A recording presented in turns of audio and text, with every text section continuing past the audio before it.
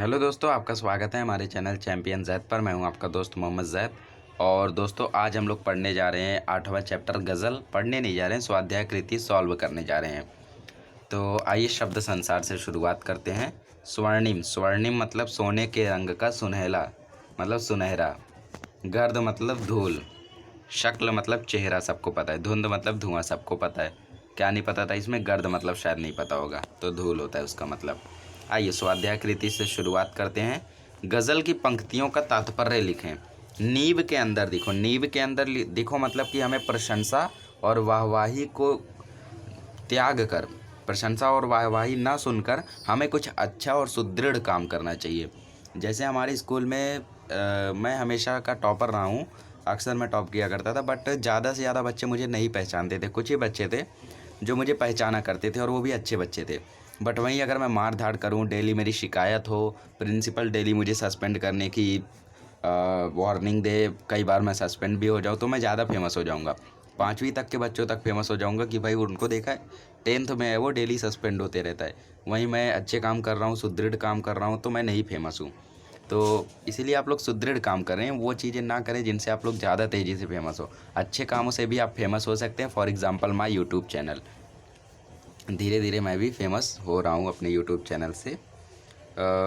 अब उसके बाद आईना बंद कर दी। हाँ, तो नींव के अंदर देखो का मैंने वहीं तक बताया ना। हाँ, तो हमें प्रशंसा को त्याग कर कुछ अच्छा और सुदृढ़ काम करना चाहिए, ताकि हम लोग अच्छाइयाँ बटोरें।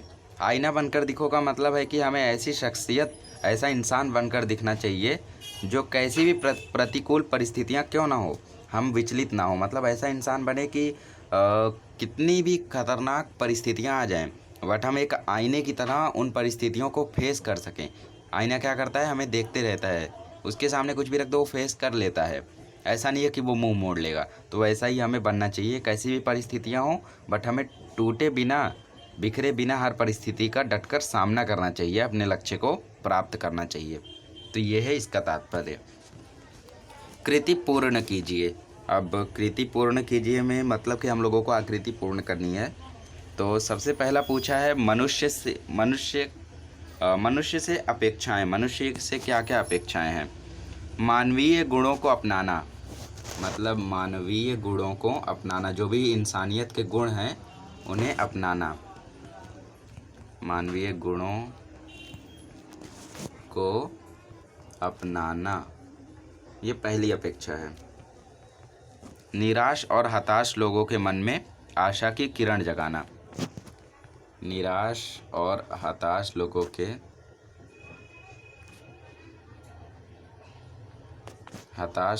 मन में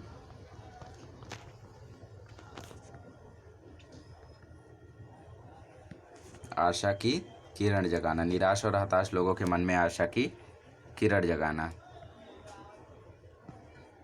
चलिए, ये हो गया आपका। तीसरा, जिनके उत्तर निम्न शब्द हों ऐसे प्रश्न आप लोग तैयार कीजिए। चलिए, सबसे पहला है भीड़। तो भीड़ के लिए आप अपने मन से भी बना सकते हैं, मैं एक बनाता हूँ। कवि अक्सर किसी शक्ल को कहाँ देखना चाहते हैं? कवि अक्सर शक्ल को कहाँ देखना चाहते हैं? किसी शक्ल को, मतलब भगवान को वो कहाँ देखना चाहते हैं? किसमें? भीड़ में। जुगनू, रात वक्त, हाँ, रात में धुंध में हम लोगों को कौन रोशनी देता है? या फिर वक्त की धुंध में साथ रहने को किसने कहा? तो इसका आंसर रहेगा जुगनू। तितली, कवि खिलते फूल के स्थान पर कहाँ दिखने को कहता है? मतलब खिलते फूल ना बनो तो क्या बनो? तितली। कहाँ दिखने को कहता है? मतलब कि तितली के पर कहाँ पे दिखेंगे? तितली पे।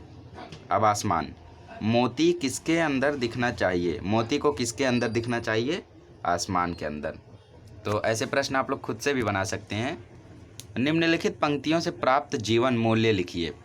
आपको महसूस होगी तब हर एक दिल की जलन, और डैश डैश करके यहाँ पे दिया है, मोती सीप के भीतर दिखो। तो यहाँ से आप लोगों को क्या समझ में आता है वो आप लोगों को लिखना है।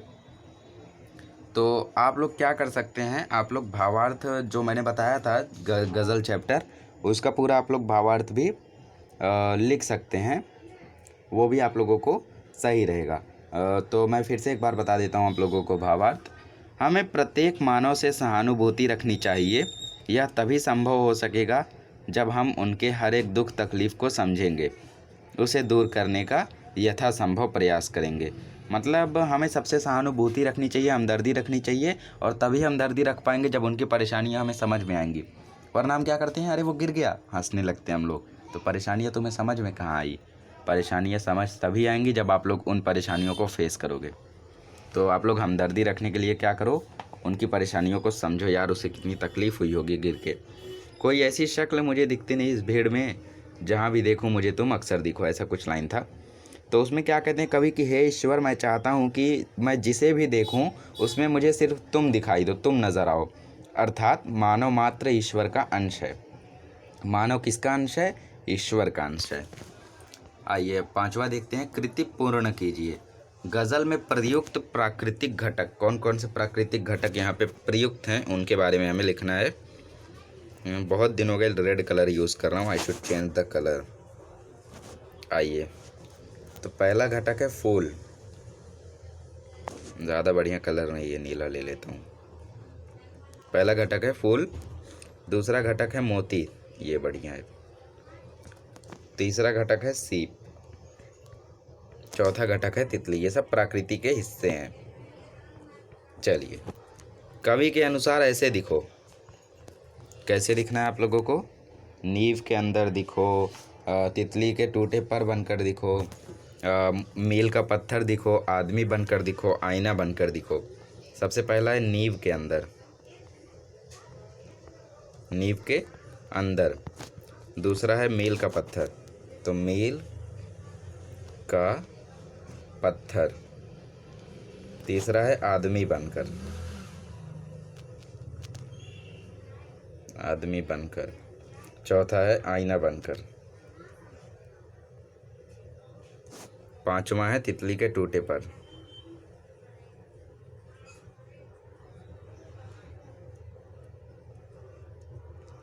ठीक है, फिर से एक बार रीड कर देता हूँ। नींव के अंदर, मील का पत्थर, आदमी बनकर, आईना बनकर, तितली के टूटे पर।